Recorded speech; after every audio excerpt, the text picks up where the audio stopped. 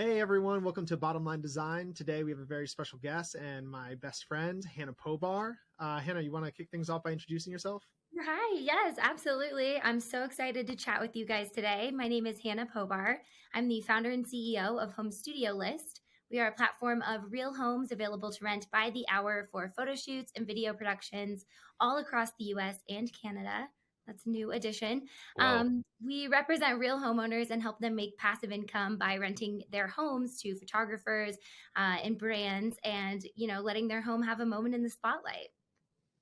That's awesome. I feel like it's come such a long Yeah. way. Yeah, definitely. Definitely. I mean, I feel like probably the best place to start here is just what is your origin story? Yeah. I mean, I feel like this is old news to you guys, but back in a previous lifetime, I was a photographer. I put myself through college shooting weddings, and that kind of just fell into my lap. I had a nice camera, and I thought maybe I could use this to make a little extra money while I was in college. That proved to be very successful, and in a matter of a couple of years, I was, running a really successful wedding photography company. I knew that wasn't, the end all be all for me. And so I moved to San Francisco, where I met you two through a lot of random twists and turns. But that was kind of where I headed next from the wedding world, and was working in startups out there. And then eventually knit all of that experience together to arrive at Home Studio List, which was kind of an amalgamation of my photography and, work in productions. And I had this beautiful apartment, and I thought maybe people would rent my apartment for a couple of hours and I would offset my very expensive San Francisco rent. And so, yeah, that's where home studio began, way back in the day in San Francisco. I feel like this is such a common this is the second kind of version of the Airbnb story, right? Which is rent in San Francisco is expensive. We got a place. Why don't we rent it out? And you just were a lot, I think, probably better at marketing it to convince somebody to pay like probably hundreds of dollars for a couple hours of Yeah. your place rather than like a couple nights, right? Oh, yeah. I always joke that the actual lift of getting your home ready for Home Studio List guests is a lot less and a lot more lucrative than Airbnb. But obviously, Airbnb is a whole beast of its own. Right. And so what is it that makes Home Studio List different from just renting out an Airbnb? Yeah, Airbnb actually in their policies, productions are not a part of their platform at all. And so Oh, interesting. the risk for hosts is if you do off-platform deals as an Airbnb host, you could get your listing shut down. So I think our guests definitely look to Airbnb for options, and that's something available to them, of course. But when it comes down to it, our homes are specific for productions, and so there's no risk. Our hosts know and are comfortable with the photo releases and everything that comes along with a production. So that's just our specialty. I'm sure a lot of Airbnb hosts do these off-platform deals. Like, I know that exists. But for larger productions and for productions that just cannot run the risk of getting shut down or having a host change their mind at the last minute, that's our bread and butter. Wow. Okay. That's super cool. And it's really fun. It's really fun talking to founders about their businesses. Just like it can be really fun. I don't know. I'm a weirdo. I find it really enjoyable to talk to PhD candidates about their theses because their job is to explain. I like this guy. Their like job is to like explain this like incredibly detailed knowledge they have crammed in their head to somebody who has no context. And so like for Home Studio List, I'm just curious to hear, how different is what you think that you're doing now that has customers coming to you versus what you thought you were doing for customers like when you first started, Yeah. That's a great question. And I'm sure you get really interesting answers there. And I feel like I'm going to be like disappointing with my answer. But what we do is so simple. And we've really clung to the simplicity of like our entire process. And, so not a lot of change. And in fact, it's so interesting to see that over, the past 6 years, there hasn't really been that much monumental change as a customer sees it, we've improved our processes and everything on the back end to significantly increase our conversion. But we've kept the same simplicity on the front end, on the user experience. And so I'm like, that's super interesting to me, kind of like that optimization that goes on the back end. But Yeah. you know, I think when you think through what can I do to increase conversion, a lot of times people come up with all these things to add to the experience, and I'm like, actually, what can we take away, and like, how can we make this as simple as possible? Almost to the point of like, sometimes I'm like, do we need more than this? But you know, you can see it in our conversion, and we've had uplift by 10% for the past 3 years, year over year. So I'm pretty happy with that, and I hope we continue on that trajectory.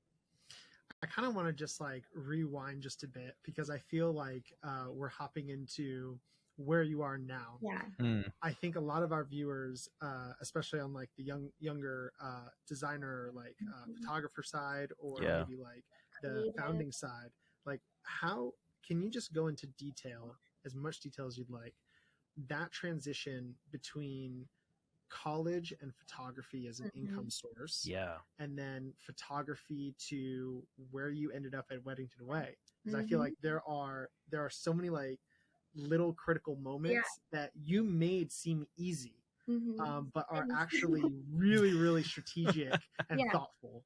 Totally.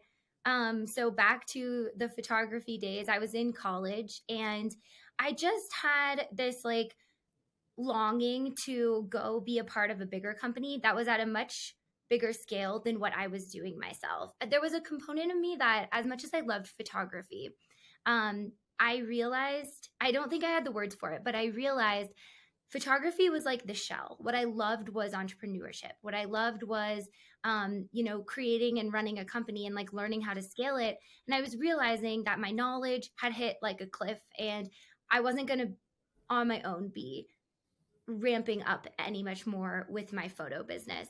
So that led me to startups in San Francisco, and I joined an amazing company called Weddington Way that was in the wedding industry. So, you know, I had a lot of background, and I think for a college age woman, I had a lot of work experience in that particular industry. So that felt like a really natural next step for me. And I studied data and analytics. And I was pretty much teed up to go be like an analyst somewhere. And I actually met the CEO of the company that I worked for, and I made her all these mock-ups just to show my ideas. I was really interested in like growth and product. And she offered me a job as a designer. And that I had no formal training in design. I hadn't even read a design book. Like, I knew nothing. I just had Photoshop, and I liked playing around, and enough so to, I guess, get offered a job. And I showed up to the job with so much anxiety, just thinking I don't actually know what I'm doing. But I think that like attitude and that spirit of I'll just figure it out as I go has been very fruitful in the, you know, totality of my career so far.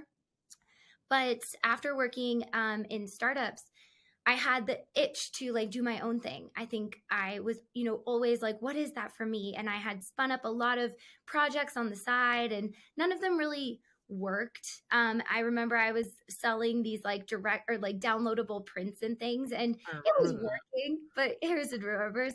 They were $5 to $10 a piece, and I remember doing the math on how many prints I would have to sell to quit my job and make the same amount of money, and the number was just terrifying. Yeah, I couldn't connect the dots, and it's not to say it could have never worked, but I think I needed a little bit more like momentum, and I wasn't feeling it, and so as another side project, I started renting my apartment. I told photographers in the area about it, and it just caught on like wildfire. And it was one of those things I had to do very little, and I really experienced the momentum fast there. And so after renting my apartment for about a little over a year, I think, I was making thousands of dollars. I was working with really cool brands like Anthropology, and I thought I should package this experience in a platform so that other people can interact with brands in the same capacity that I had. So is that kind of touching on the point? I want to go back. I want to go back to that moment. You brought up like so many like juicy things that I want to like talk about. The first juicy thing is when you had mentioned that there was like almost like this flashpoint where you're like, Mm-hmm. I'm gonna plateau as a photographer, Mm-hmm. even though I've seen your stuff, super talented. But like, what were those inputs? How did you build conviction that like this is not scalable? As like me as a photographer is not scalable. Yeah. And then what was it that brought you to like apply to those places or like put yourself out there in that way? Yeah. I think in the photography world, I really realized that I was trading my hours for dollars. I was one single person. My company was very much based around me as a person. It was my extension of my personal brand. And I knew that there was a finite amount of weddings that one human can shoot in a year. And I just couldn't get to the point where I couldn't see that company becoming anything much bigger than it had been. Like it could get a little bit bigger, but I was just really reaching the max output that I could do. And there are different avenues. And I feel like as I, have experienced different kinds of business entities and formations, now I'm so sad I just gave that up. I just let it go. I should have been either, selling those leads or referrals or having some sort of channel or hiring an associate. Like there were other formats, but I was, 20 and I didn't know those avenues existed. So now knowing what I know, I probably would have never done. So why not scale? Like, why not get maybe like assistant photographers or go down like the productionist route? Yeah. Like, why not scale? What was it that like drew you into the San Francisco entrepreneurship scene? Yeah, I mean, let's all agree there was some bit of like being in San Francisco in 2014 that you were 1 degree away from a millionaire, like 1 degree. It was such a scene. So yeah. That was so calling. And also there was just like this, I was physically in California. I was also starting a brand new job as a new graduate. I think I just didn't have the capacity. And that really was like a, change, like a direction shift in my life. I was like, I'm done with photography. I'm going to go be a designer, even though I had no idea what I was doing. And did you know when you said that you're done with photography and you're going to go be a designer, did you know that you were going to go start something at some point again? I was hopeful. I that was always in the back of my mind. I think I had that like very painful, like early 20 somethings, like itch to figure out like, what is my purpose and what is my calling? And right. I was working full time and I loved my job. And it was so fulfilling in every way, but there was like this unfulfilled part of me.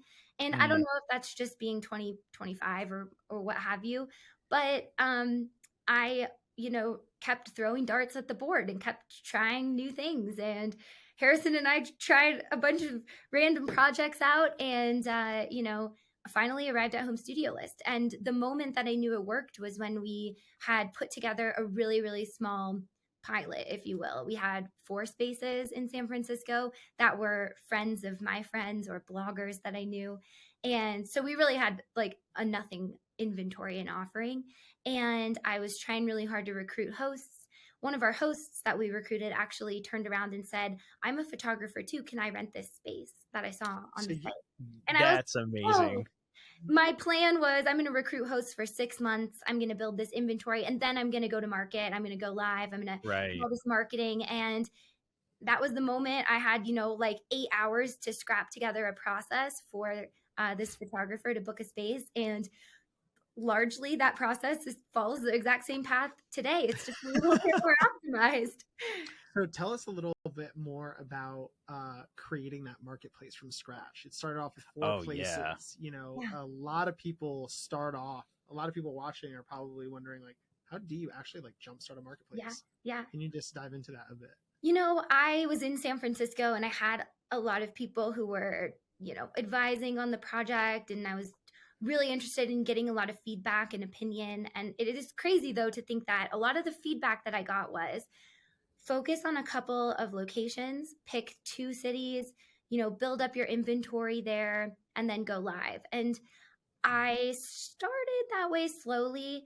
but quickly realized it was a lot easier to like mass market on social media. That was my one channel, was social media. I didn't have a lot of money. I literally, home studio list cost $400 to start. The website was like the hard cost. I bought an email address, like the and cost. You know how to code. Yeah. Know how to code, and can you just tell everyone watching at home, like, what is it like? Where was that place in time where you were still employed but still trying to figure out how much time to dedicate to home studio?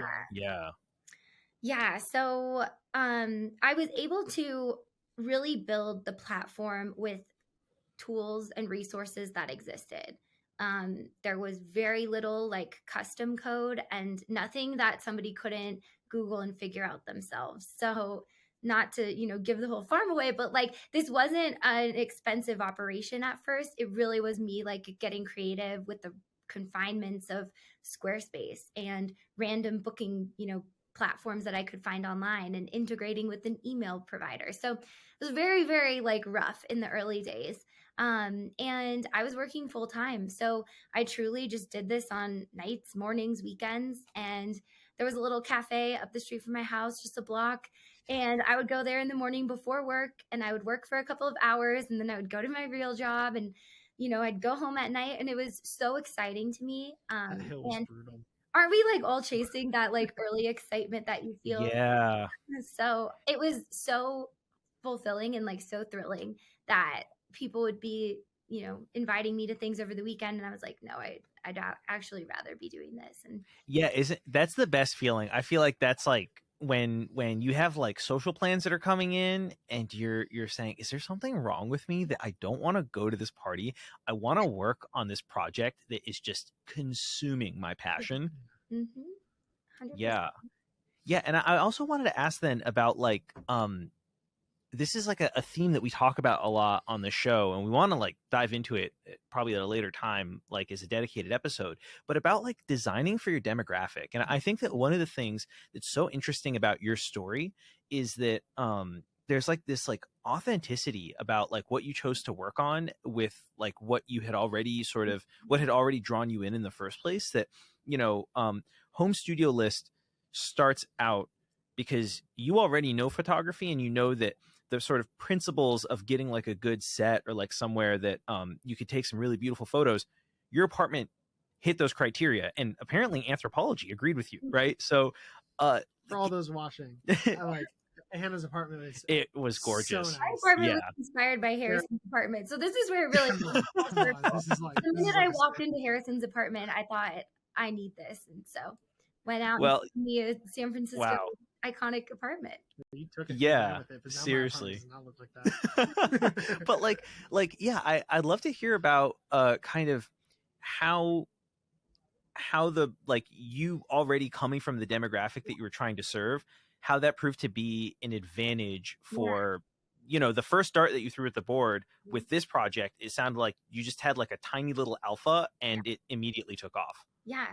Yeah, like when I think about actually both sides of our platform, we have our guest community who are photographers, videographers, brands, anyone who might be interested in renting a space.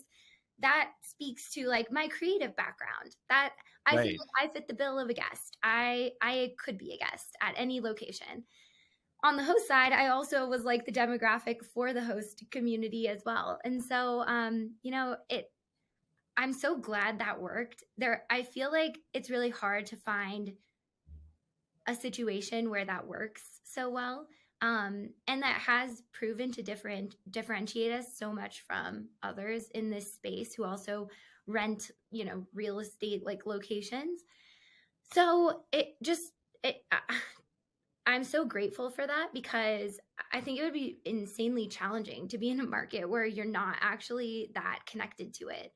Or say you find a need out there and you're like, okay, I'm going to go fill this need. It was like so organic for me to understand like the interests, the motivators, the needs, the wants, both sides of our marketplace. So I'm very grateful. and on that subject also, like some of the more, I guess, like tactical stuff, right? Because it sounds like you had a psychic connection with both the host and the guest, that you understood where they were coming from. I think it's like it's a little bit of a played out meme, so I don't want to like lean into it too hard. Of like, I looked around and I couldn't find any solutions to the market to the problem I had. You know what I mean? But like, but the thing that I think is so interesting is what you brought up about how like social media ended up being this like silver bullet in a game that's mostly made up of lead bullets, to get like, you know, have the marketplace catch fire. And it sounds kind of like you already knew where on social media to turn to get the word out about your idea. So like, do you think that like mapping Home Studio List to where you already were spending time on social media ended up proving like an advantage? Am I like overreading this? No, that was completely it. And I think that's why it also was so natural. Like I already, you know, quickly Colorado became one of our best geographies. And I can't, because you're from Colorado, right? So much in, you know, accordance with that was where a majority of my network was originally. Obviously, you know, now we're all across the US and we can't physically be in every place, but yeah, that definitely helped. And online communities have been so helpful in growing Home Studio List. Like our number one source of guest comes from organic, like social word of mouth or referral. So maybe you can just help us understand, like, what were those first few lead channels like? Yeah. Like, what was that 0 to 1 step from getting clients on your own to actually having to go out and get clients on both sides? Yeah. Originally on both sides, it was me just sending a lot of outreach emails in Gmail and scheduling the sends and getting them all teed up to go. And that for like the first 6 months to a year, it was just me like handling it that way. And it was so like archaic. But we would, you know, dig through blogs and we would find hosts that, you know, already had beautiful imagery and we would reach out to them. And it was very manual. It was very like labor intensive and it took quite a long time.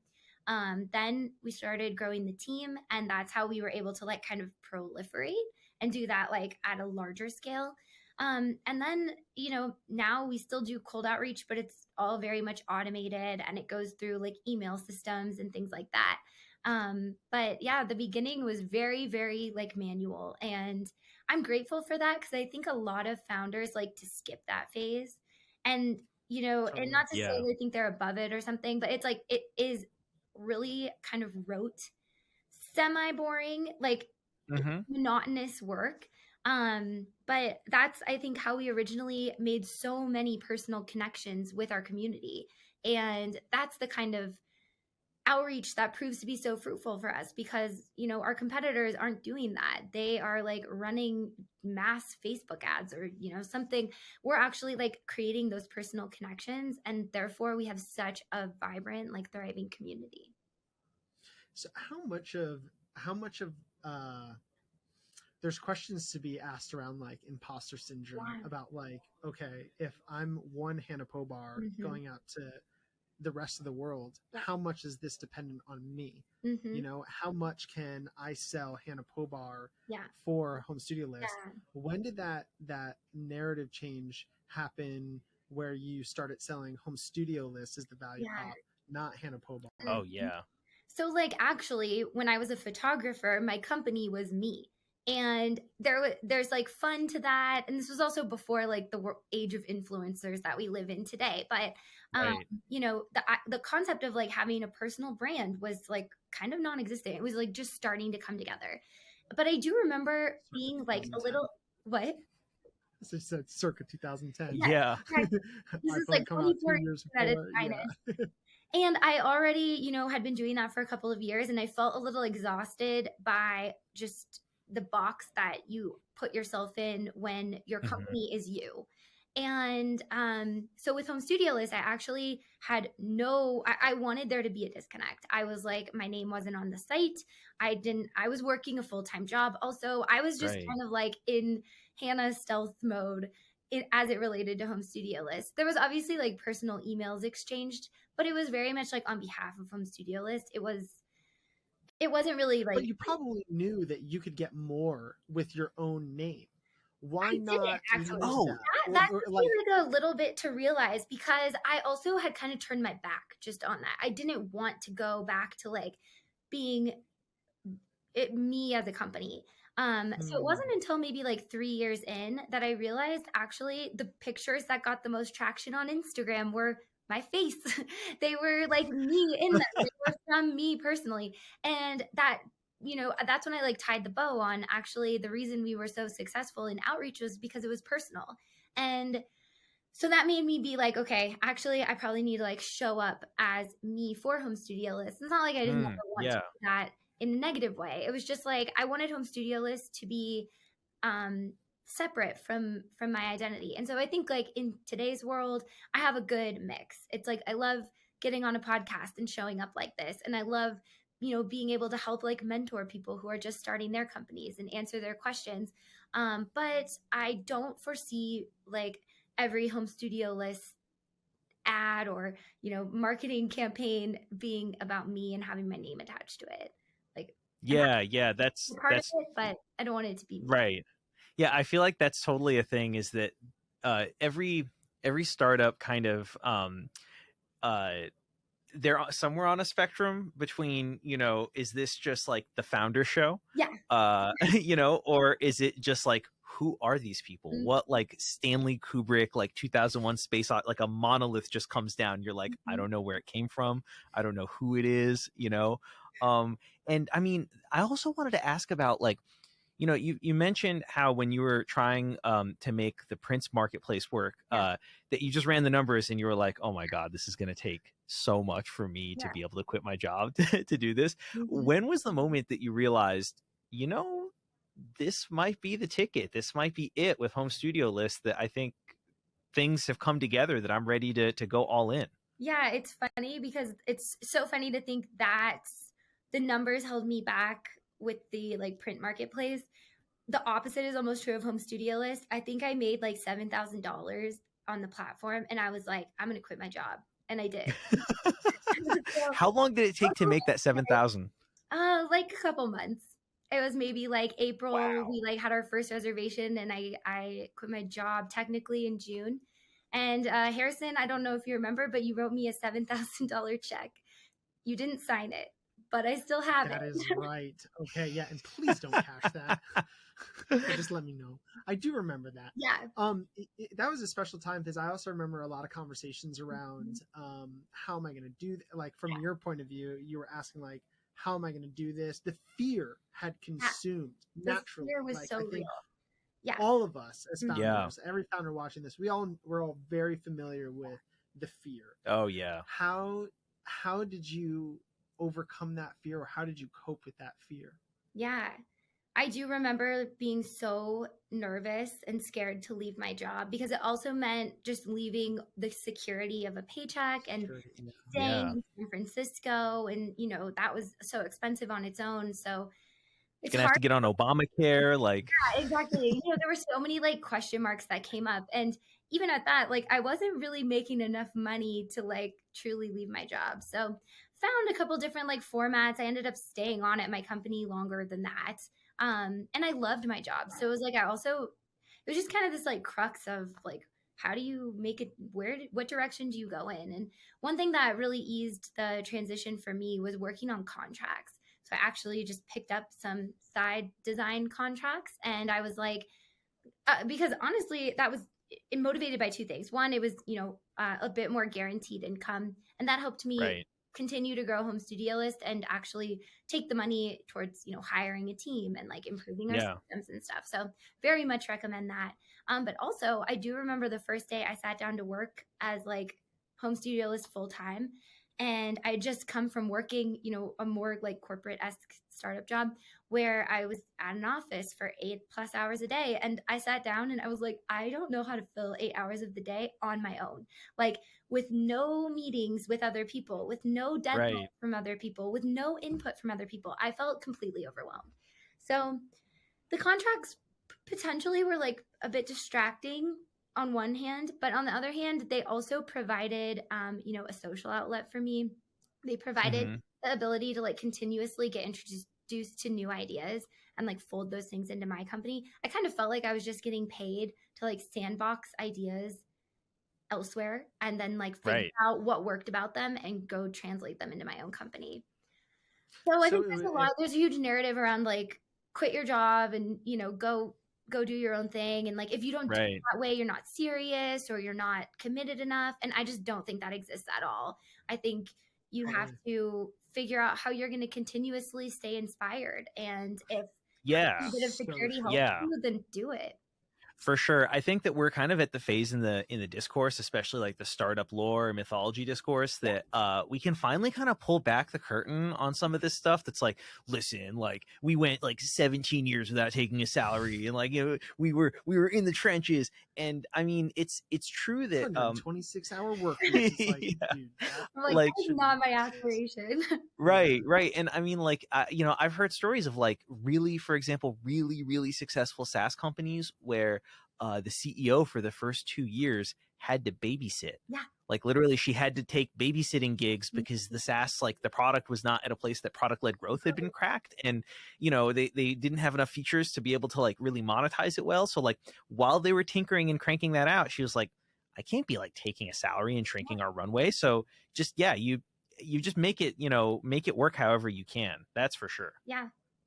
I think we all came from San Francisco too, where that narrative is so strong. And he also was running, you know, what you would coin a lifestyle business. I didn't raise any money. I've never had an investor. This is all bootstrapped and all has, you know, grown through our profits. So there was also a bit of, I was like trying to figure out that situation because in San Francisco, it kind of very much is like, if you don't raise money, you're not cool. It's nothing. Yeah. It's so ridiculous. And a couple years in, I'm so glad I went this direction because I have, you know, founder friends who raised millions of dollars and had all the cool offices and all the things. And now they're, you know, chasing profitability or they're in the business of just perpetually raising money. And so glad I don't have to deal with that kind of stuff. But it's a slow build and, you know, and the more sustainable one. And actually, like kind of just revisiting that for a second, did you ever feel like you were, two questions. One, did you ever feel like you were feeling like excluded for not going down that traditional San Francisco path? Mm-hmm. Like how did you ultimately build conviction around that decision? Yeah. And then the second is when you did build that conviction, at what point did you realize, it could have been like days ago that, or like, you know, a week ago or something. At what point did you realize looking back that was the right decision? Yeah. So initially the conviction almost came from a desire to not repeat the past of some of the experiences that I had been through working at, you know, other startups.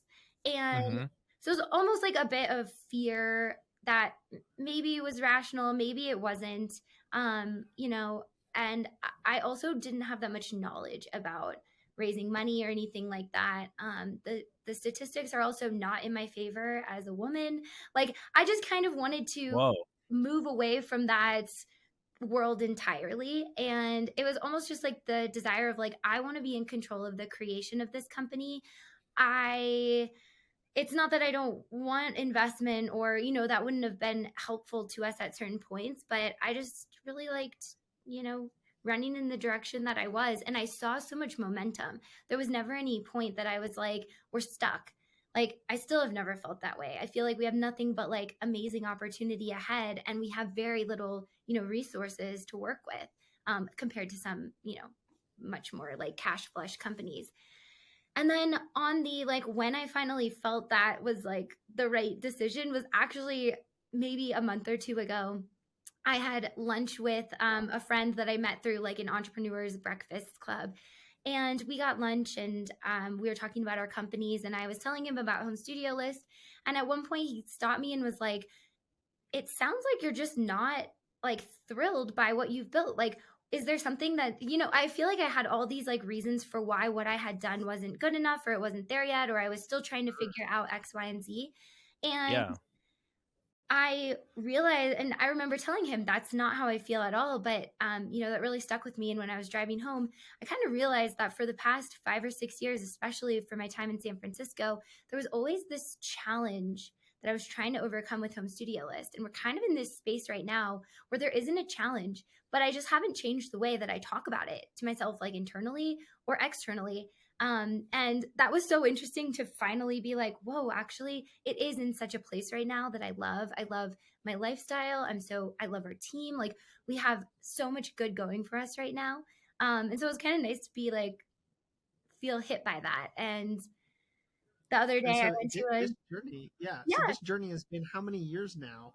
Because if this has only happened a couple months ago, I mean, it's been 5 years. Yeah. Wow. 6 years. Home Studio List. Yeah. And I think this is also like, I got hit with a very similar conversation that I was at a founders meetup and was talking with like a very senior guy. He like had exited his startup to Facebook like over a decade ago, right? And I was telling him about, how NUMI's doing and the numbers we're putting on the board. I was like, yeah, I mean, like blah blah blah blah. And he was like, stop. Do you realize like how well you guys are doing? And I was like, well, I mean, but look at all these conviction. Yeah, I was like, what? Look at all these problems that we have to solve. And he just said, like, he was like, you guys like do not realize like how nicely lined up this is. And I remember thinking, whoa, holy crap. Yeah, we also kind of like the way you described it, Hannah, like it just felt like when you're coming out of those like early stages that you have the stuff, it's like it's starting to gel and it's coming together. It's like you kind of forget that your job as an entrepreneur is you are literally like, it sounds so ambiguous, but you are like the problem solver at your company, which means that your job is to have a plate that just gets like problems thrown onto it. And you're like, oh my gosh, right? Like, and so if you think about it like that way, you're constantly looking at the problems. Right. And you don't ever take a step back to realize, oh my God, we solved all these problems. Like, look how big this thing has gotten because of all the problems that we solved. And so that I feel like every founder has that moment that like, hopefully once they get something like working as well as Home Studio List, that they like, it hits them. Whoa, wait, this is sick. This is awesome. What we've built is great. Actually, yeah. And like, kind of like just going off that, can you speak a little to how you take care of your mindset? And because I'm so lucky to have like, Agree as my co-founder, my best friend, but like, you don't have a co-founder. It is, everything is double hard, double the reward, double risk. Everything is double. How do you make time for yourself? What are some of the things that you do for yourself? How do you like protect your mindset? Because it's hard. Totally. And I think when I first started Home Studio List, my entire like existence was just dedicated to like getting it started, keeping it going, growing it. And it's only in the past, now maybe 2 years that I've felt like I have the systems in place. We have the processes in place. I can step away and everything can run accordingly. And I mean, that was so freeing. I feel like when the company was newer, I had some resistance to actually, ridding myself of the process, like getting out of it myself. I think I had this like just perfectionism about how I like wanted certain things to be. And that's a combination of like, you need to be clear. That doesn't really sound right. Yeah, like I had to just get super clear, like in training, in expectations, but then also eventually like let go of some of that and, trust that the people who are handling their job know what they're doing and are an expert in what they're doing also. So tell us a little about that. How did you exercise trust with your team? I was so lucky because a lot of my team came from my previous company. And so we had this like built-in trust. We all, had ended up leaving the company, and some of them came to work with me. And so at this point, we've worked together for almost like 10 years going on. I mean, something like that's incredible. 9 or 10 years. And so that definitely helps, that puts you in a like higher level of standing in terms of trust. But I think you know, having really thoughtful training materials, being thoughtful about what your goal is, and leaving space for people to fill in the process as it works for them. That's what's worked the most effectively for me. But that's one of the, you know, that's one of those things that you're always learning, I think, as a founder or leader in an organization, is how to improve that. I don't think that like there's ever going to be this magic moment that's like all the problems are solved. It's like a constant learning process and like a muscle. Yeah.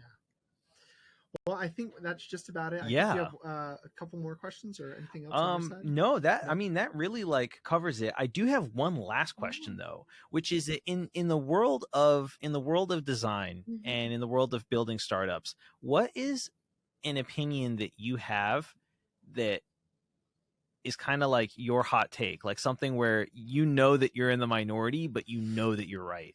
Yeah. Ooh, this is a good one. Okay. The first thing that comes to mind, I feel like I have like conspiracy theories about startups I could share. I'm joking. But I think that the age of brand, like brand above everything, is dead, if not like dying, if not dead. I think that there have been so many like direct to consumer companies who have, you know, been born in the past 5-10 years, that think if you have this like splashy, beautiful website that's so unique and unlike anything anyone has ever seen, and this beautiful, expensive, you know, brand style guide deck that came from an expensive agency, that you are off to the races and that's your differentiator and that's what's going to find you success. And I don't buy into that at all. I think I have seen people with the ugliest websites, you know, make millions of dollars and be extremely successful. You're not supposed to. And so, like, I hate to say that to a bunch of designers, but I think, you know, there's the whole concept of brand is, to me, the frosting. It can be like a part of the ethos and the ecosystem of the brand, and it should be thoughtful. But I think in like an early stage company, that's probably not the thing to be chasing after. I've worked and consulted with so many companies who have gone through really expensive, really time-consuming, extremely time-consuming rebrands. And a lot of times they will launch the website and conversion tanks, like site engagement. Yeah. It's not like it can't be fixed, but it's just like that kind of stuff just is probably not the answer. So that's my hot take. Amazing. Well, okay, you heard it here first, folks. Brand identities are dead, and it's only the frosting. And I totally agree. It's a delicious cupcake. So, look, on that bombshell, I've been Harrison Tellion. I'm Agree Ahmed. And I'm Hannah Pobart. Thank you for joining us on Bottom Line Design. Take care, y'all. See ya.